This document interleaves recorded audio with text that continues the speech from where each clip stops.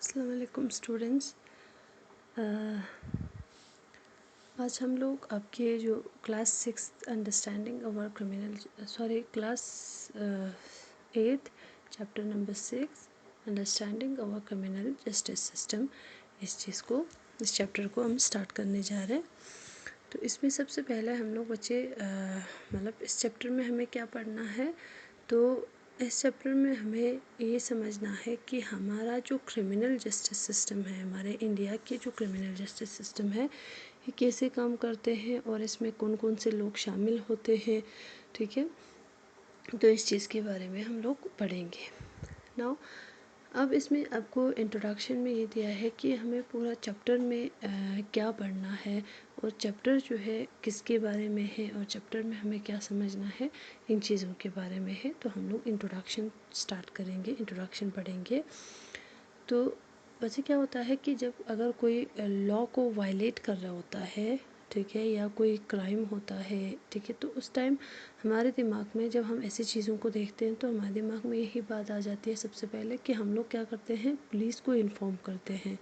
ठीक है, तो जैसे आप लोगों ने बहुत सारे ऐसी चीज़ें आपने अपने रियल लाइफ में भी देखा होगा, या मिसाल फॉर एग्ज़ाम्पल हम लोग मूवीज़ में देखते हैं, या जैसे कि ठीक है, तो जो आपके टीवी सीरियल्स में भी हम लोग आमतौर पर यही देखते हैं कि जब कोई क्राइम होता है, कोई एक्सीडेंट होता है, तो उस टाइम सबसे पहले वहाँ पे कौन आ जाते हैं, पुलिस आ जाते हैं। और पुलिस जो है उस पर्सन को अरेस्ट करते हैं और उस पर्सन के अगेंस्ट जो है रिपोर्ट जो फाइल करते हैं, फाइलिंग रिपोर्ट्स।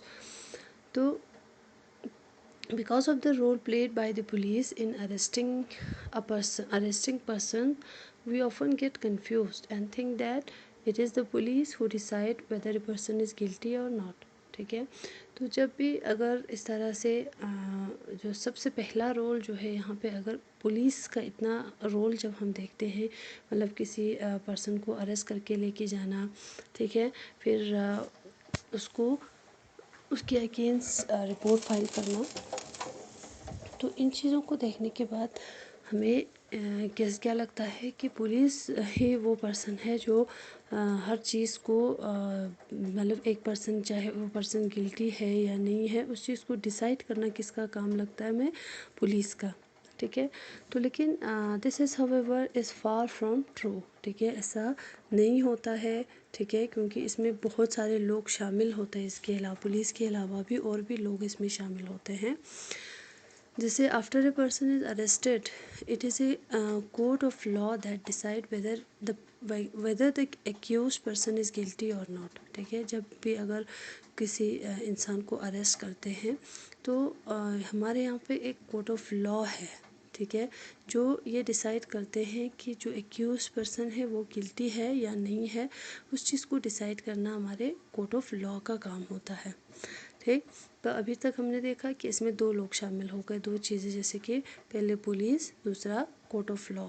ठीक, तो जैसे आपने आपके जो प्रीवियस चैप्टर में भी हमने यही चीज़ देखी थी कि जब जैसे सुधा गोयल केस में भी, ठीक है, जब ठीक है, जो एक्यूज पर्सन है उनको सुस पनिशमेंट था उस लास्ट में, जो हमारे कोर्ट ऑफ लॉ है। ठीक है, कोर्ट ऑफ लॉ में भी डिफरेंट लेवल है जो हमने डिस्कस किए थे। ठीक है, तो according to the constitution, every individual charge of a crime has to given a fair trial. ठीक है, मिसाल हमारे कॉन्स्टिट्यूशन में भी ये प्रोविजन दिया है कि अगर कोई भी इंडिविजुअल जिसके अगेंस्ट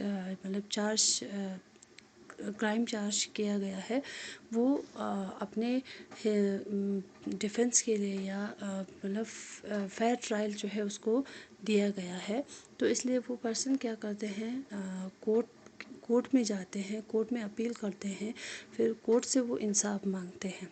ठीक, तो do you know what is mean to get a fair trial. ठीक है, how we heard of an this FIR।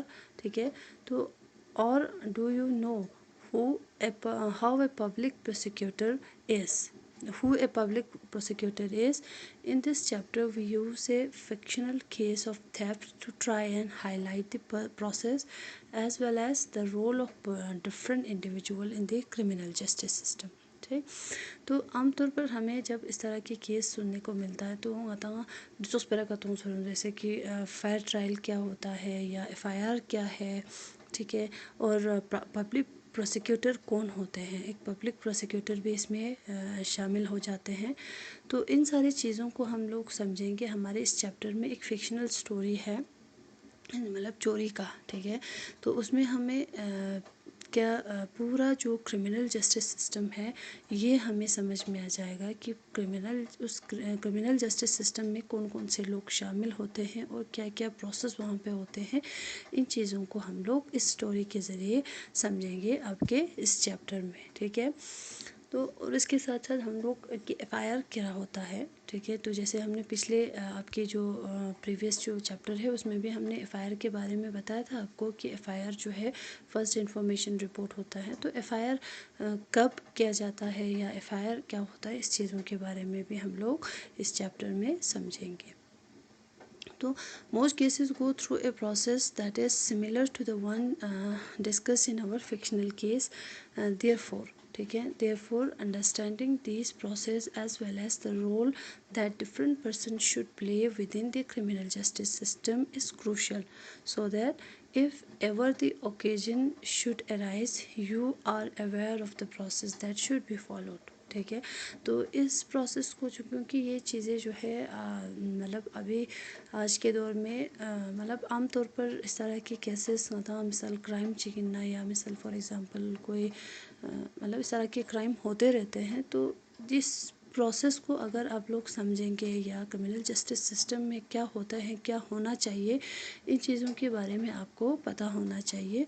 तो इस चैप्टर में हम पूरा हमारा जो क्रिमिनल जस्टिस सिस्टम है इसके बारे में समझेंगे, इसके बारे में समझने की कोशिश करेंगे, ठीक है। तो ये चीज़ें भी आपको पता होना चाहिए, ठीक। तो नेक्स्ट वीडियो में हम लोग